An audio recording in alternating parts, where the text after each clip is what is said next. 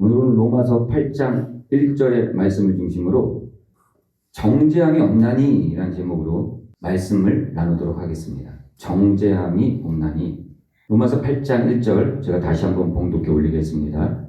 그러므로 이제 그리스도 예수 안에 있는 자에게는 결코 정죄함이 없나니.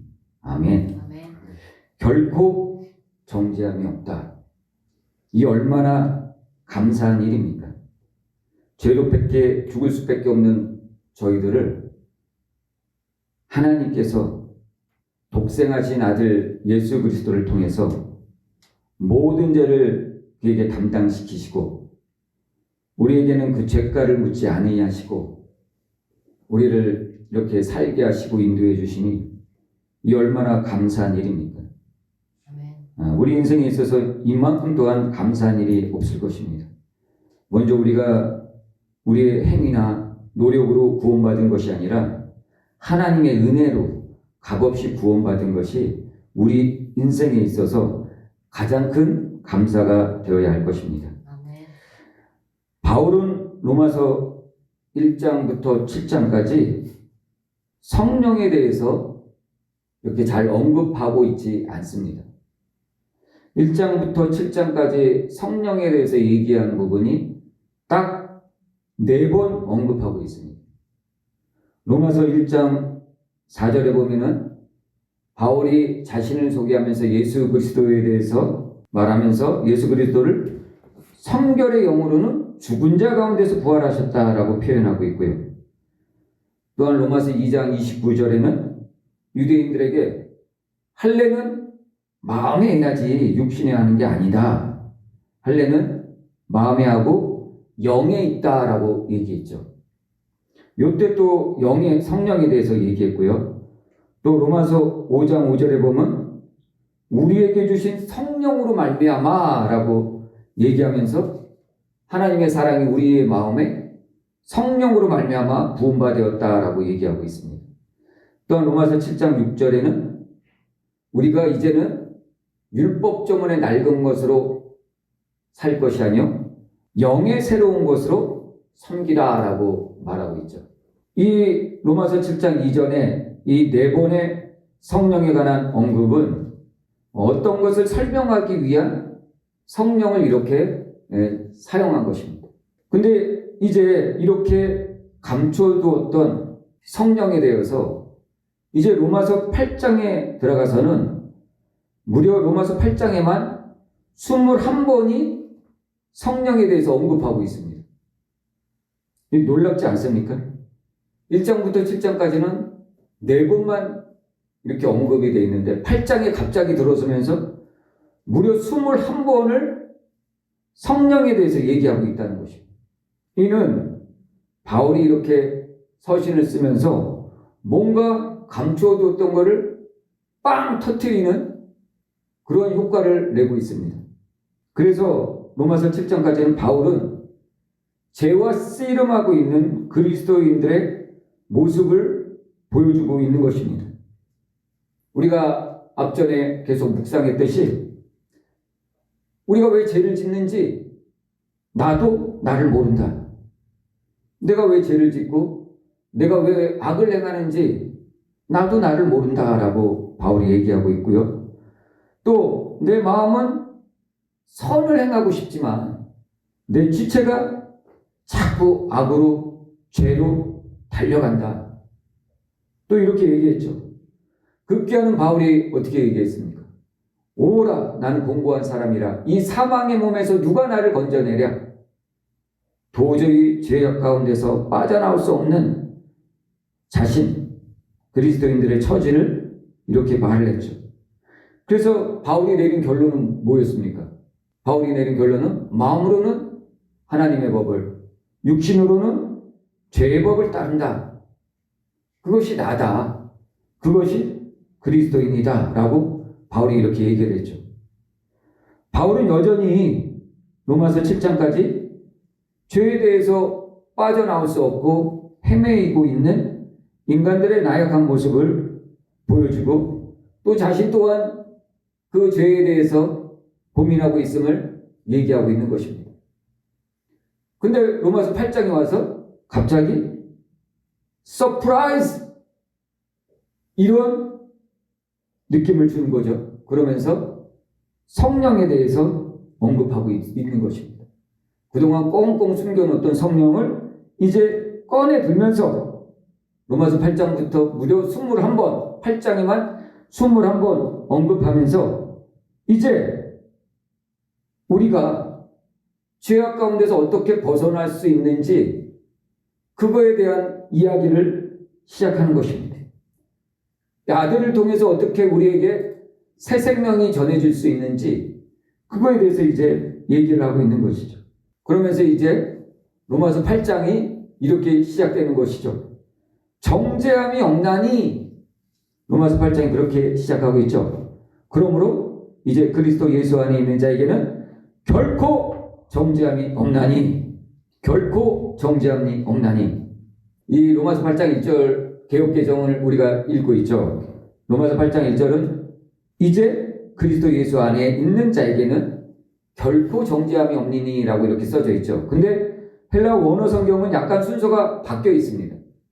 헬라어 원어 성경에는 정죄함이 없나니가 먼저 나오고 있습니다. 정죄함이 없나니 그리스도 예수 안에 있는 자에게는 이렇게 나오고 있다는 것이죠.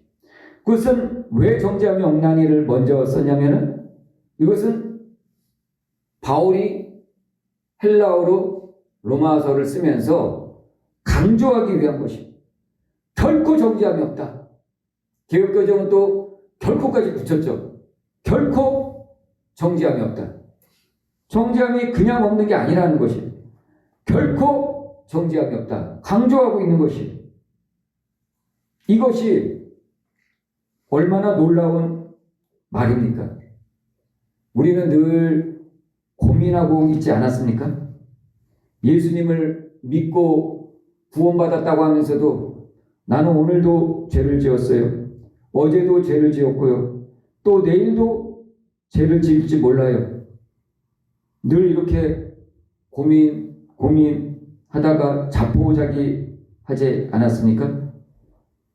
또 회개의 자리로 나가서 회개를 반복하면서 그것도 부족해서 오죽하면 조상의 죄까지 꺼집어내어서 또 회개하지 않았습니까? 바울의 이 말 결코 정죄함이 없나니 이 말은 정말 그리스도인들에게 놀라운 말이고 서프라이즈한 말인 것입니다. 하나님께서는 결코 없느니라 라고 이 말씀 가운데는 굉장한 여러 가지 의미들이 숨어 있는 것입니다. 하나님께서는 이 의미에는 하나님께서는 우리를 적대적으로 생각하지 않으신다는 것이, 즉 우리를 율법의 눈으로 보지 않는다는 것이, 예수를 믿는 자들에게는 하나님께서는 율법의 눈으로 보는 것이 아니라 아들로서 본다는 것이 아들로서. 또한 하나님께서는 우리 안에 어떠한 흠이나 죄를 찾고 있지 않다는 것입니다. 우리가 예수님을 믿기 전에는 죄에 대한 두려움, 공포, 이 형벌을 내가 어떻게 감당할 것인가 하는 그런 두려움이 있었죠. 그렇지만 예수를 믿은 다음에는 정죄함이 없나니 라고 얘기하고 있습니다. 이 말은 하나님께서는 우리의 죄를 찾고 있지 않다라는 것입니다. 또한 하나님께서는 우리에게 어떠한 형벌을 내리려고 계명을 주신 게 아니라는 것입니다. 하나님께서 만일 계명 율법을 통해서 우리를 형벌하려고 하셨다면 예수 그리스도를 보낼 필요가 없으신 거죠. 또한 정죄함이 없나니 이 말은 우리 가운데 이런 분들이 있죠. 잠시 동안만 정죄함이 없는 것이다.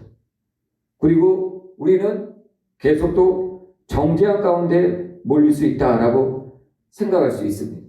왜? 우리는 계속 반복해서 죄를 짓다 보니까 결국에 좀 포기하는 거죠. 아, 나는 정죄를 받을 수밖에 없는 존재이구나 라고 포기하시는 사람들이 있습니다. 또는 그거에 대해서 아무 생각 없이 그냥 교회 다니는 분들도 있다라는 것입니다. 그래서 바울이 정죄함이 없다라고 얘기하고 있는 것이죠. 또한 이 정죄함이 없다라는 이 말에는 하나님께서는 우리의 과거의 죄나 현재의 죄나 또 우리가 내일 미래의 죄까지도 이미 다 알고 정죄함이 없다라고 말씀하고 있는 것입니다. 때로는 우리는 죄를 짓고 하나님이 정말 나를 버리셨나? 그렇게 생각할 수가 있죠. 그리고 그 죄를 고백하고 회개하기 전까지는 나에게는 이 죄값은 남아있다. 그러므로 나는 정죄한 가운데 있다라고 생각할 수도 있습니다. 그러한 가운데 많이 죽었다. 미처 회개하지 못하고 죽었다. 그럼 어떡할까요? 아직 회개하지 않았으므로 우리는 지옥에 갈까요? 결코 정죄함이 없다라는 이 말은 우리의 모든 죄악들을 이미 하나님께서 그 아들 예수 그리스도를 통해서 다 용서해 주셨다는 의미라는 것입니다. 그래서 바울은 로마서 8장을 시작하면서 로마서 7장까지는 죄에 대해서 그렇게 고민하고 어떻게 죄에서 빠져나올지 모르는 우리 인간의 연약함을 이야기하면서 8장 1절에 시작하자마자 원어 성경에는 결코 정죄함이 없나니 라고 먼저 이야기를 꺼낸 것입니다. 그렇습니다. 하나님께서는 동이 서에서 먼 것 같이 우리의 죄가를 기억지 아니하시고 생각지 아니하신다라고 얘기하고 있습니다. 이럴 하나님께서는 우리의 과거의 죄나 현재의 죄나 미래의 죄나 또는 우리가 미처 회개하지 못한 죄나 하나님께서는 이미 다 용서하시고 우리에게 결코 정죄함이 없다라고 말씀하고 있는 것입니다. 그러니 이 말, 결코 정죄함이 없다라는 이 말이 얼마나 놀라운 말입니까? 얼마나 우리를 구속하는 말입니까? 또 얼마나 우리를 사랑하시는 말씀입니까? 그러므로 오늘 바울이 이 성령에 대해서 얘기하기 전에 결코 정죄함이 없다라고 우리에게 먼저 말해주고 있는 것입니다. 자, 그렇다면 이 결코 정죄함이 없다라는 이 의미에 대해서 우리가 세 가지로 좀 나눠보도록 하겠습니다. 먼저 이 결코 정죄함이 없다라는 이 의미는 첫사람 아담의 죄에서부터, 즉 원죄로부터 우리가 또 모든 죄에서부터 우리가 노임을 받았다라는 의미가 있습니다. 그러니까 우리가 더 이상 죄에 얽매이지 않고 죄로부터 자유함을 얻었다라는 의미가 있다는 것입니다. 하나님께서 아담에게 이렇게 말했죠. 동산 중앙에 있는 선악을 알게 하는 나무의 실과는 먹지 말라라고 말씀해 주셨죠. 이것이 인류에게 주어진 제일 첫 번째 율법이고 계명인 것입니다. 너는 동산 중앙에 있는 선악과를 먹지 말라. 이것이 계명이죠. 계명이라는 것이 무엇이죠? 하라, 하지 말라. 이게 계명 아닙니까? 그렇죠? 그래, 이게 아담에게 주어진, 우리 인류에게 주어진 가장 첫 번째 계명이라는 것입니다. 근데 아담이 범죄함으로, 계명을 어김으로 죄가 세상에 들어오고 하나님의 노여움을 사게 됐죠. 그래서 죄가 우리에게 오게 된 것입니다. 그래서 우리가 앞전에 함께 묵상했듯이 로마서 5장에 이렇게 얘기하고 있죠. 한 사람으로 말미암아 죄가 세상에 들어오고 그 죄로 말미암아 모든 사람이 그 죄로 말미암아 사망이 왔다라고 얘기했죠.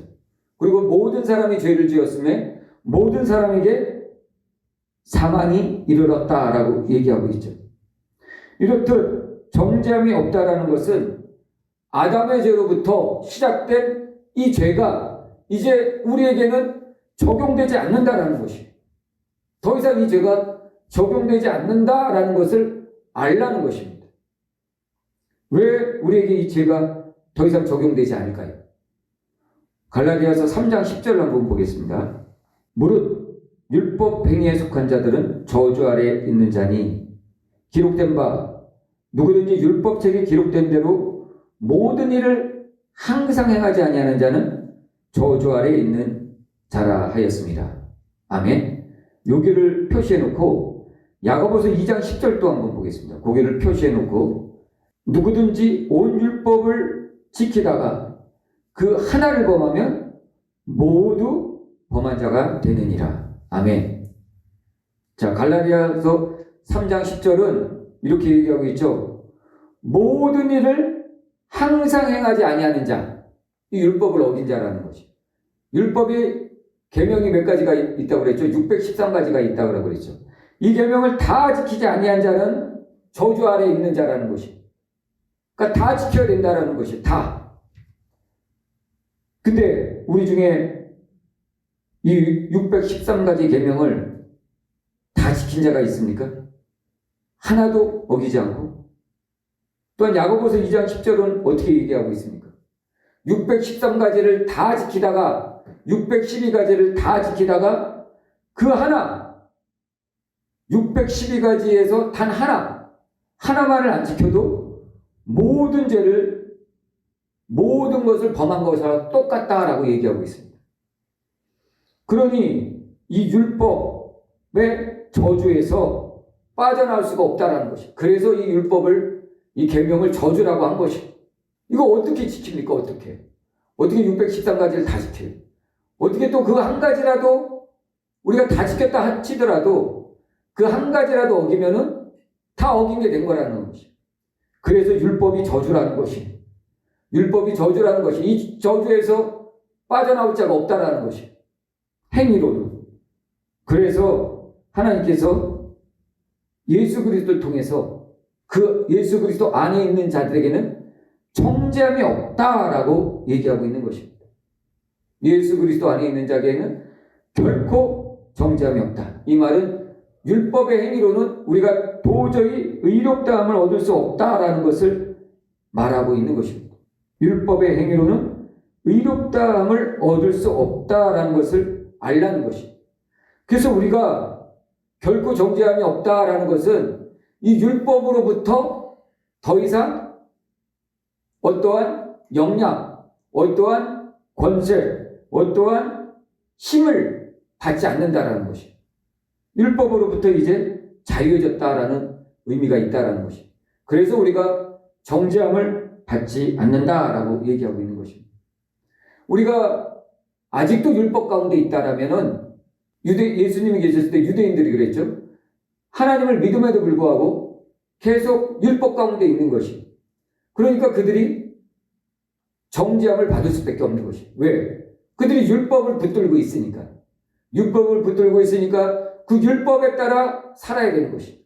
그 율법에 따라 살지 않으면 정죄함을 받는 것이. 근데 그리스도 예수 안에 있는 자에게 결코 정죄함이 없다라는 것은 이제 우리가 율법 안에 있지 않다라는 것이. 율법 밖으로 나와 있다라는 것이. 율법 밖에 나와 있으니까 권위와 율법의 모든 것으로부터 지배로부터 빠져나와 있다라는 것입니다. 바로 그거를 얘기하고 있는 것이죠. 자, 두 번째, 결코 정죄함이 없다라는 것은 우리가 더 이상 죄의 종이 아니라는 것이. 죄의 종.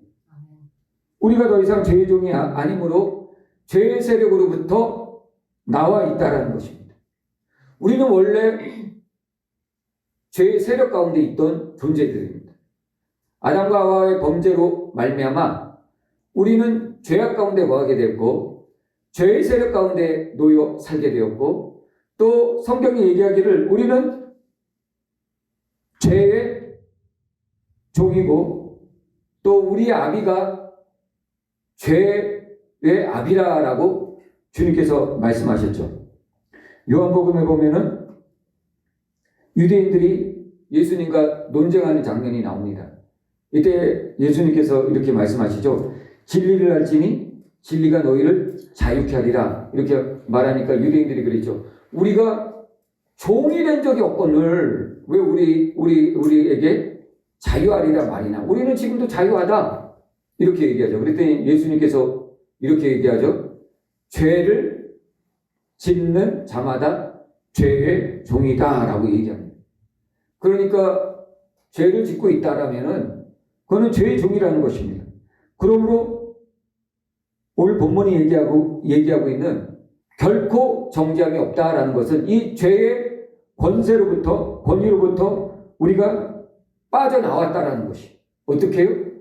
예수 그리스도 안에 있는 자들에게는 이제 이 죄의 권세로부터 빠져나왔다라고 또한 얘기하고 있는 것입니다. 그래서 우리가 죄의 권세 아래에 있지 않으므로 우리에게 누가 죄를 시키거나 우리에게 죄를 누가 끌고 가지 않는다라는 것입니다. 근데 우리는 계속 죄 가운데 있죠. 왜 죄 가운데 있을까요? 우리가 예수를 믿기 전에는 죄에 끌려다니는 거예요. 죄에 끌려다녀서 죄를 짓는 것이. 그래서 죄가 죄인지도 모르고 바울도 그렇게 얘기했죠. 오라 나는 공고한 사람이라. 이 사망의 몸에서 누가 나를 건져내라. 나도 나를 모르겠다. 내가 왜 죄를 짓는지. 왜? 죄에 끌려다니니까. 그런데 죄의 권세로부터 빠져나온 그리스도 안에 있는 자들은 이제 죄의 권세에 끌려서 죄를 짓는 것이 아니라 내 육신이 연약해서 죄를 짓는 거라는 거예요. 내 육신이 연약해서. 그 차이가 있는 것이죠. 자, 로마서 6장 16절을 한번 찾아보겠습니다. 로마서 6장 16절 18절까지 너희 자신을 종으로 내주어 누구에게 순종하든지 그 순종함을 받은 자의 종이 되는 줄을 너희가 알지 못하느냐. 혹은 죄의 종으로 사망에 이르고 혹은 순종의 종으로 의에 이르느니라. 하나님께 감사리로다. 너희가 본래 죄의 종이더니 너희에게 전하여 준 바 교훈의 본을 마음으로 순종하여 죄로부터 해방되어 의에게 종이 되었느니라. 아멘. 원래 우리는 죄의 종이었어요. 그래서 죄에 끌려서 죄를 짓는 것이에요. 내가 죄를 짓는지도 모르고 죄가 어떤 것인지도 모르고 내가 또 왜 선을 행하기 원하면서도 왜 죄를 짓는지 모르고 죄를 지었다라는 것입니다. 그래서 우리가 원래는 죄의 종이었어요. 그런데 예수 그리스도 안에서 이제 마음으로 순종하여 죄로부터 해방되었다라는 것입니다. 오늘 로마서 6장 17절을 다시 한번 보겠습니다. 로마서 6장 17절 보면 하나님께 감사리로다. 너희가 본래 죄의 종이었더니 너희에게 전하여 준 바 교훈의 본을 마음으로 순종하여 죄로부터 해방되어 의에게 종이 되었더라. 자, 의에게 죄로부터 해방되기 위해서 우리가 한 게 뭐죠? 행위가 아니라는 것이에요. 마음으로 순종하여, 즉 율법을 지킴으로 우리가 죄의 종에서 벗어난 게 아니라는 것이에요. 우리의 행위로, 우리의 선한 행위로, 우리의 어떠한 노력으로 우리가 율법에서 죄의 종으로부터 벗어난 게 아니라는 것이에요. 그냥 우리의 행위는 아무것도 없지만은 우리가 뭐 선을 행한 것도 없고 잘난 것도 없고 똑똑한 것도 없지만은 하나님께서 우리에게 성령을 부어주셔서 마음으로 순종하여 죄의 권세로부터 벗어났다라는 것이에요. 그래서 우리는 더 이상 정죄함 받지 않는다라고 얘기하고 있는 것입니다. 아멘. 세 번째, 우리에게 결코 정죄함이 없다라는 것은 우리가 이제는 은혜 아래에 있다라는 것이 은혜 아래. 은혜 아래에 있다라는 것은 뭐죠? 우리는 의의 종이고 하나님의 종이 되었다라고 말하는 것입니다. 그래서 우리가 율법 아래에 있을 때, 또 죄 아래에 있을 때는 어떻게 하죠? 율법의 지배를 받고 율법에게 순종해야 되죠. 또 죄 아래에 있을 때는 어떻게 되죠? 죄에 끌려다니는 것이에요.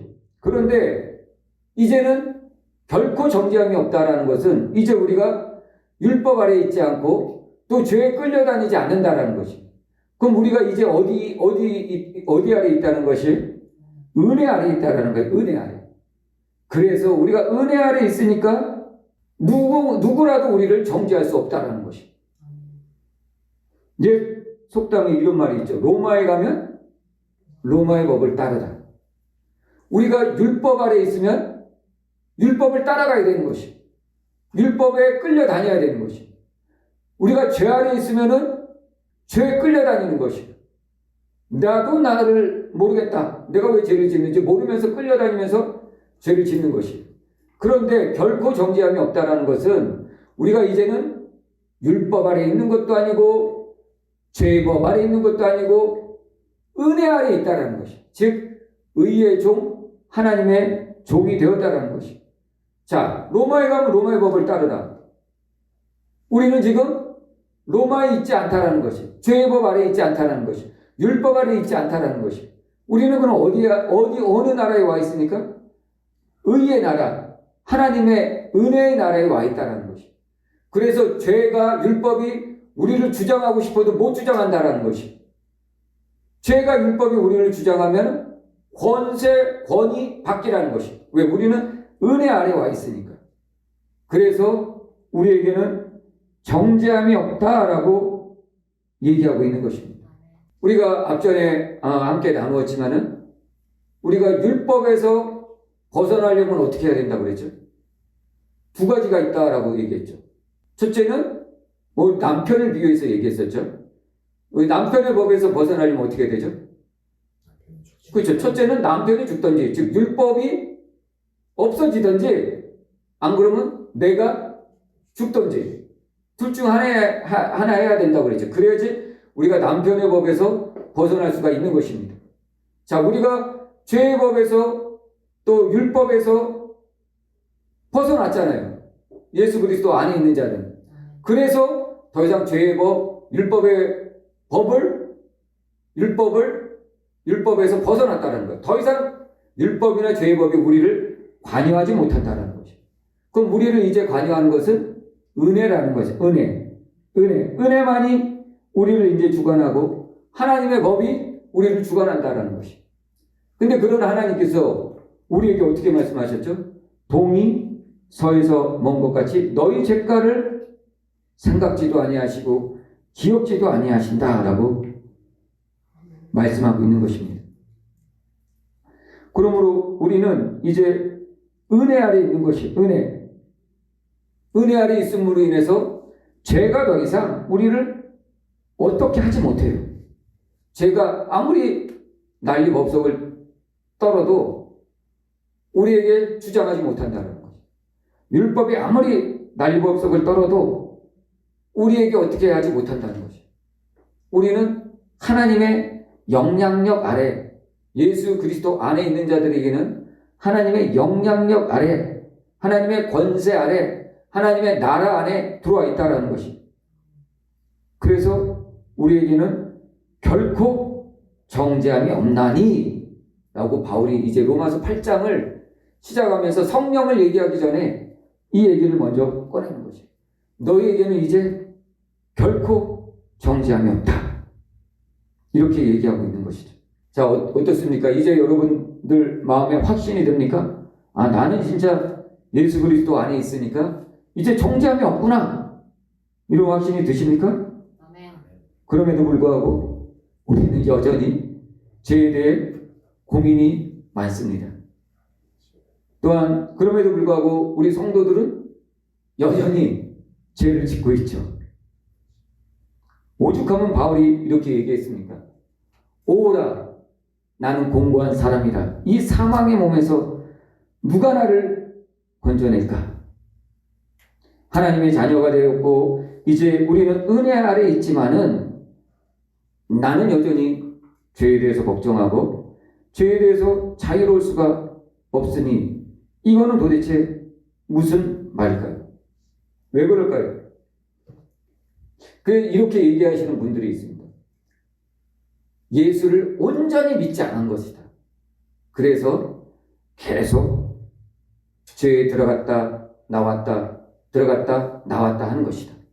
이렇게 얘기하는 분들이 있습니다. 당신이 예수를 온전히 믿지 않으니까 당신이 계속 죄를 짓는 것이다. 이렇게 얘기하시는 분들이 있고 또 이렇게 얘기하시는 분들이 있어요. 우리는 예수를 믿지만은 믿음에도 불구하고 우리는 여전히 육신에 거하고 있으므로 죄와 싸워야 하는 것이다. 이 싸움은 우리의 승패와는 관계가 없는 것이다. 이 우리의 승패와는 관계가 없는 것이다. 왜? 우리는 주님의 하나님의 권세 아래 있기 때문에 우리가 여전히 죄와 싸우고 있지만은 우리가 이 죄와 싸워서 이기건 지건 우리는 고민을 하는 거예요. 번뇌를 하는 것이. 오라, 나는 공고한 사람이다. 이렇게 번뇌하면서 죄와 싸운다는 것이죠. 그럼에도 불구하고 하나님께서는 이 승패와는 관계없이 이미 주님께서 승리하셨다는 것이. 승리. 승리하셨으므로 우리는 더 이상 죄를 고민하지 않아도 된다는 것입니다. 자, 그렇다면 도대체 뭐가 맞냐는 것이죠. 우리는 예수 그리스도를 온전히 믿지 않아서 계속 죄를 짓는 것일까요? 안 그러면 우리는 믿음에도 불구하고 우리는 육신에 거하기 때문에 죄를 지을 수밖에 없는 존재라는 것일까요? 그리고 이 죄와 끝까지 우리는 싸워 나가야 되는 것일까요? 어떤 게 맞는 것일까요? 우리는 이 문제에 대해서 성도들이 깊게 고민을 해보셔야 됩니다. 그래야지 구원의 확신을 꼭 붙들고 주님이 오시는 날까지 살아갈 수가 있는 것입니다. 만약 이러한 것들이 구원의 복음이 내 안에 정립이 안 되면은 계속 흔들리는 것이에요. 흔들리고 결국에서는 예수 믿어야 진짜 천국 가는 거 맞아? 이런 생각까지 들 수가 있는 것입니다. 자, 그렇다면 믿지 않는 자의 죄와 믿는 자의 죄는 무엇가 틀릴까요? 여러분들 예수님 다 믿고 있죠. 그럼에도 불구하고 계속 죄에서 빠져나올 수 없는 우리 스스로를 발견하게 될 것입니다. 자, 그렇다면 믿는 자의 죄와 믿지 않는 자의 죄는 무엇이 틀릴까요? 믿는 자의 죄는 나라의 법을 어긴 것과 똑같습니다. 나라의 법을 어겼으면 어떻게 해야 되죠? 정죄를 받게 되는 것입니다. 우리는 대한민국이라는 나라에 살고 있죠. 그래서 대한민국의 헌법이 정하는 이 법을 어기면은 그 죄값을 받아야 되는 것입니다. 쉬운 예로 교통법규를 어겼습니다. 그럼 교통법규를 어긴 것에 대한 죄값을 우리가 치러야 되는 것입니다. 금전적으로라든지 봉사활동으로라든지 죄값을 치러야 되는 것이죠. 이게 바로 믿지 않는 자들의 지은 죄인 것입니다. 그럼 믿는 자들의 죄는 무엇입니까? 믿는 자들의 죄는 우리가 아버지의 뜻을 또는 아버지와의 약속을 행하지 않은 것입니다. 아버지와의 이 약속, 아버지의 뜻을 행하지 않았을 경우는 우리는 어떻게 되죠? 아버지와의 관계가 깨지는 것입니다. 깨졌지만은 아버지께서는 어떻게 하시죠? 우리와의 관계를 회복하기를 원하시죠. 우리 아버지 중에 아버지와의 약속을 어겼다고 해서 우리 아버지 중에 누군가가 국법에 호소할 분이 있을까요? 재판관님, 이거를 재판해 주십시오. 내 아들이 나와의 약속을 어겼습니다. 이렇게 재판에 붙일 사람이 있을까요? 없다는 것입니다. 우리는 아버지와의 약속을 어겨서 관계가 아버지와 어긋나고 관계가 안 좋아졌지만은 아버지께서는 그거를 국법에 의뢰하는 것이 아니라 오히려 우리가 돌아오기를 기다리고 있다는 것이, 그거를 잘 표현해주고 있는 것이 바로 누가복음 15장에 나와 있는 탕자 이야기인 것입니다. 처음에 탕자는 어떻습니까? 탕자는 형과 아버지와 셋이서 아주 화목하게 살고 있었죠. 아버지와의 관계가 굉장히 좋았습니다. 근데 아버지의 분깃을 저에게 먼저 주십시오. 제가 그걸 갖고 나가서 사업을 하겠습니다. 이렇게 얘기했죠. 아버지는 그걸 원치 않았어요. 근데 탕자는 아버지의 뜻을 따르지 않고 자기의 생각과 자기의 뜻대로 아버지의 분깃을 받아가지고 나갔죠. 즉 아버지하고 관계가 깨어진 것입니다. 아버지하고의 관계가 깨어지니까 어떻게 됐어요? 탕자에게 찾아온 것은 고통과 고난이었습니다.